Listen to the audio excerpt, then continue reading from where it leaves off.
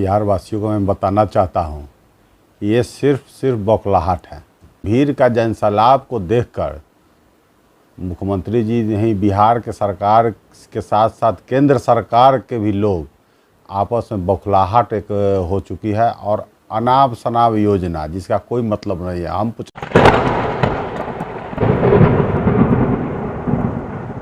कई खबरों को गर्दा न्यूज़ पर देखा है, एकदम गर्दा कर देते हैं न्यूज़ का। देखिए, मैं आपके चैनल के माध्यम से तमाम बिहार वासियों को मैं बताना चाहता हूँ, ये सिर्फ बौखलाहट है।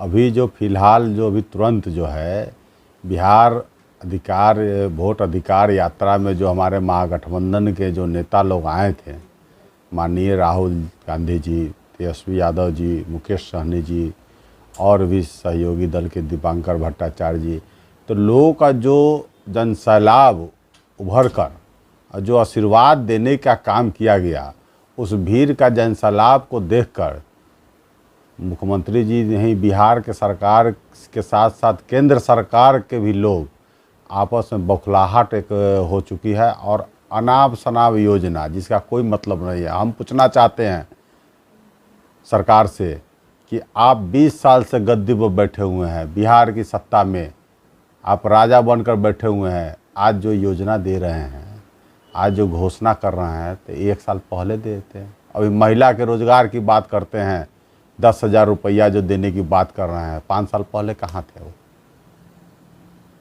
5 साल पहले कहाँ थे?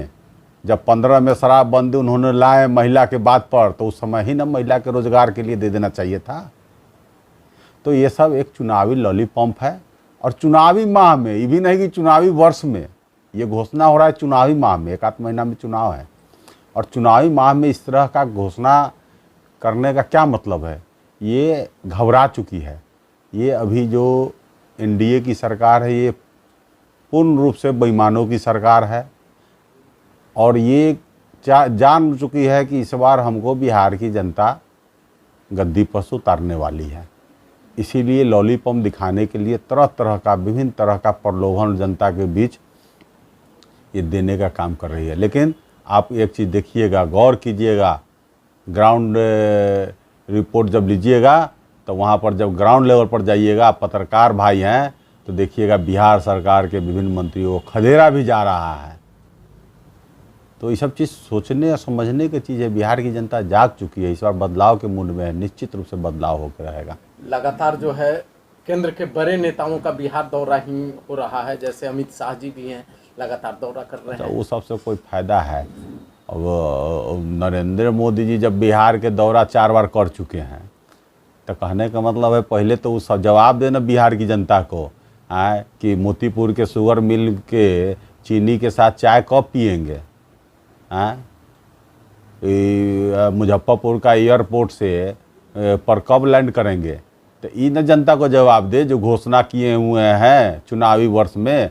इस तो चुनाव माह में बिहार सरकार को अब माननीय नेता नीतीश कुमार जी का अब स्थिति सूझबूझ खत्म हो चुका है।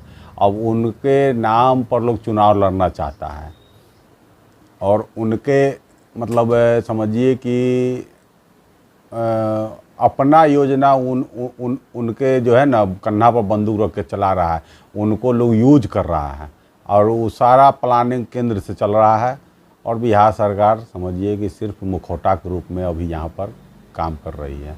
आप कुर्नी के भावी प्रत्याशी के रूप में वीआईपी से लगातार क्षेत्र का दौरा कर रहे हैं, आखिर वहाँ क्या आपका विकास का कुछ खाका होगा? क्या पहले से कमी रह गई जिसको? ये तो पूछिएगा वर्तमान मंत्री से न, पंचायती राज मंत्री कितना बड़ा प्लेटफॉर्म है और कुरहनी पंचायती में आता है। वहाँ पर ही 39 पंचायत में 37 पंचायत है, 2 नगर पंचायत में हो गया है। तो उनसे पूछिए कि अपने विधानसभा में 39 पंचायत में कौन पंचायत को मॉडल पंचायत बनाए हैं, कौन सा पंचायत को गोद ले लिए हैं। विशेष पंचायत को कोई भी एक पंचायत का नाम बता दे जिसमें विशेष पैकेज देकर उन्होंने उसका जीर्णोद्धार किया हो। और वो जाते हैं जिसे विधानसभा से आते हैं, वो उस विधानसभा में मेन रोड तो बड़ा चमक रहा है, लेकिन गली कुची का रोड जब देखिएगा तो उनको भी उसका सामना करना पड़ रहा है। तो इसीलिए विकास जब होता है तो दिखता है, तो यहाँ तो दिख ही नहीं रहा है। एक भी स्कूल देख लीजिए कि मॉडल स्कूल बना हो, सारा स्कूल जर्जर की स्थिति में है। लोग पीपल के पेड़ के नीचे बच्चे पढ़ते हैं आज भी। तो सरकार ये कागज़ पर सिर्फ घोषणा कर रही है, और घोषणा का 10% हो उसका समझिए कि वो नियमित रूप से उसको लागू कर पाते हैं, तो बाकी 90% सिर्फ वो कागज़ पर ही रह जाता है। आप अगर वहाँ से चुनाव जीतते हैं तो क्या आपके विकास का खाका कुछ तैयार आपने किया है? निश्चित, मेरा नहीं, मेरी पार्टी का ही मैनिफेस्टो है। सबसे पहले मैं वहाँ पर जो है युवाओं को रोज़गार से जोड़ने का काम करूँगा। दूसरा मेरा है कि लोग पलायन जो करते हैं पलायन नहीं करें, उसको रोज़गार उसी के अपने ही गृह क्षेत्र में रोज़गार की व्यवस्था हो। तीसरा है कि जो स्वास्थ्य के लिए भटकते हैं, दवा के लिए स्वास्थ्य केंद्र पर भटकते हैं,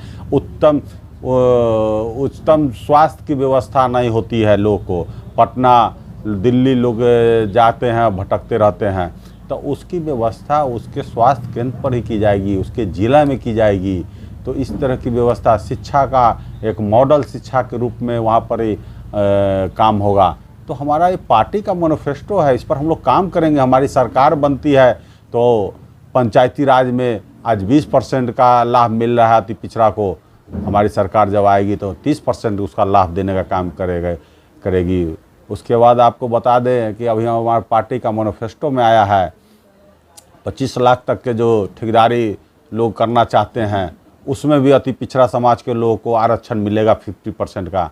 तो कहने का मतलब है ये हमारे पास विजन है, हमारे पास प्लानिंग है। हमने मैनिफेस्टो में इसको हमारे पार्टी के नेता लोग लाया है, लेकिन एनडीए के पास न कोई प्लानिंग है, न कोई विजन है, न कोई उसके पास मैनिफेस्टो है। वो सिर्फ जाति धर्म के नाम पर, हिंदू मुस्लिम के नाम पर राजनीति करते आई है और राजनीति करना चाहती है।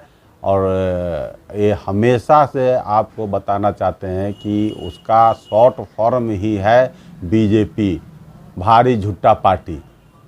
अब इससे उसमें जेडीयू जो है ना समा चुकी है, विलय एक तरह से समझिए हो चुका है। कल का घटना देखिए, कल गायघाट में एनडीए का सम्मेलन हुआ है। दिनेश बाबू वहाँ आज मुजफ्फरपुर में जेडीयू के अपने आप को सर्वोपरि कहते हैं। क्या हुआ वहाँ? एक तरह से वहाँ पर जनता उनको खदेड़ा ही। तो कहने का मतलब है ये जनता इस बार एकदम जाग चुकी है, और ये बेईमानों की, ठगों की सरकार को इस बार खदेड़ देना है। इसी तरह से नवरात्र का दिन है और कुढ़नी के जनता से जो है आप क्या अपील करना चाहते हैं? मैं समस्त मुजफ्फरपुर जिला वासियों के साथ साथ कुढ़नी प्रखंड के तमाम माता बहनों, नौजवान, युवाओं, अभिभावक सभी को मैं दुर्गा पूजा के ढेर सारी शुभकामनाएं और बधाई दे रहा हूं। बहुत बहुत धन्यवाद।